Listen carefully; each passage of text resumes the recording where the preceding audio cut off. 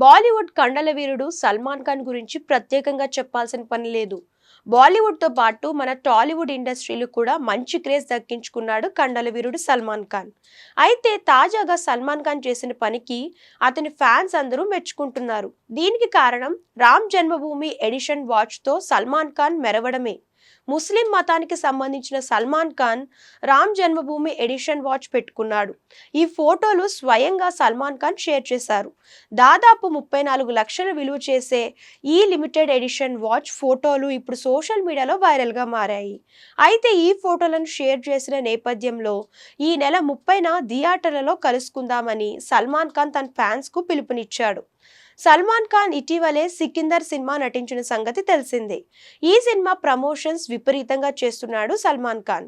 ఇందులో భాగంగానే రామ్ జన్మభూమి edition watch ధరించి ఫ్యాన్స్ ను ఆకట్టుకున్నాడు. ఇది ఇలా ఉండగా సల్మాన్ ఖాన్ పెట్టుకున్న ఈ వాచ్ లో శ్రీరాముడు, హనుమంతుడు, అలాగే అయోధ్య రామాలయం డిజైన్లు స్పష్టంగా కనిపిస్తున్నాయి. అయితే ముస్లిం అయ్యుండి సల్మాన్ ఖాన్ ఇలా రామ్ మందిరానికి సంబంధించిన వాచ్ ధరించడంపై బీజేపీ శ్రేణులు మండిపడుతున్నారు. తమ హిందూ దేవాలయాన్ని సినిమా ప్రమోషన్స్ కోసం వాడుతున్నారని ఆగ్రహం వ్యక్తం చేస్తున్నారు.